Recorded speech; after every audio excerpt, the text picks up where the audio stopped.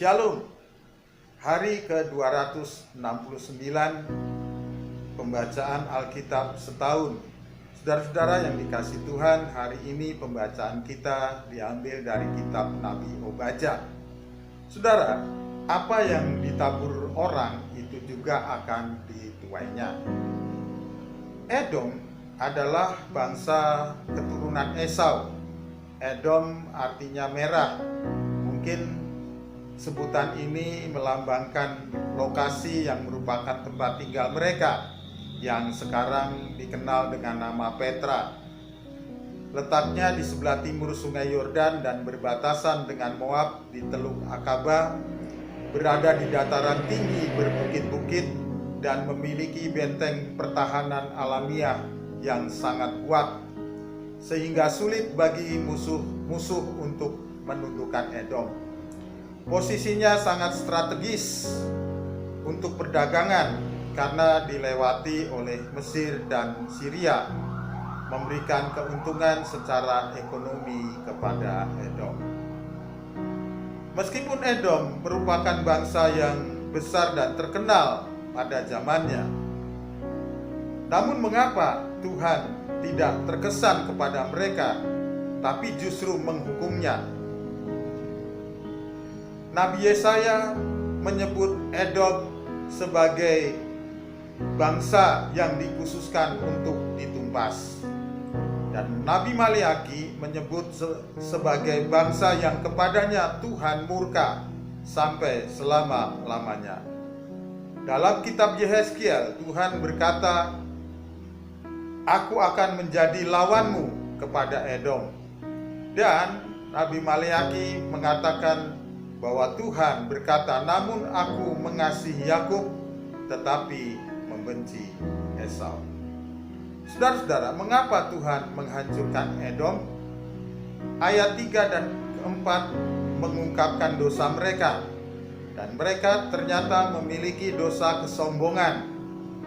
Kita tahu bahwa kesombongan mendahului kehancuran dan tinggi hati mendahului kejatuhan. Ayat 3 dan 4 berkata demikian, "Keangkuhan hatimu telah menipu engkau.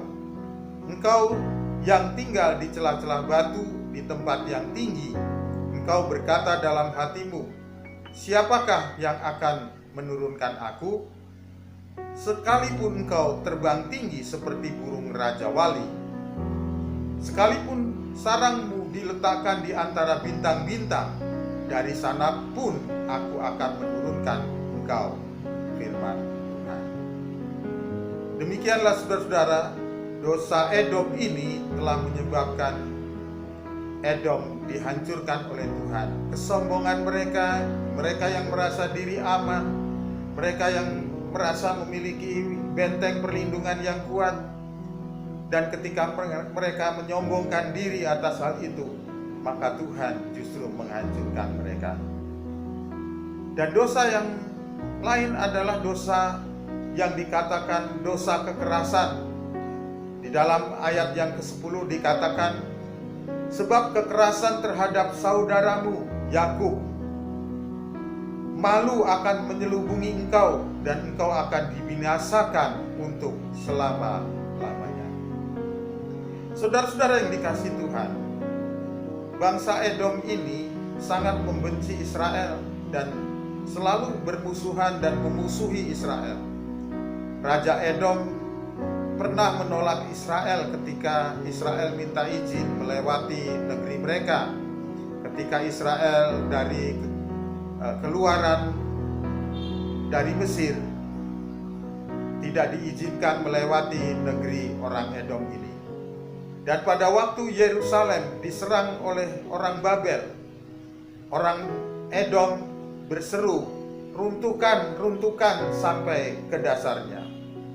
Mereka tidak membantu saudaranya Israel, walaupun Edom ini adalah keturunan Esau, saudara Yakub, tetapi tidak peduli kepada saudaranya, bahkan bersekutu dengan musuh orang-orang Israel, orang-orang Yehuda dan mereka ikut bersorak-sorai pada waktu Yerusalem dihancurkan oleh orang Babel. Bahkan mereka ikut menjarah dan menghancurkan rakyat yang masih ada, yang ditinggalkan oleh kekejaman bangsa Babel. Tapi saudara-saudara, menurut kitab Obadja ini masih ada kelepasan bagi orang Israel. Kebiasaan orang Edom yang menjarah, merampok, dan membunuh orang lain akan menimpa mereka sendiri.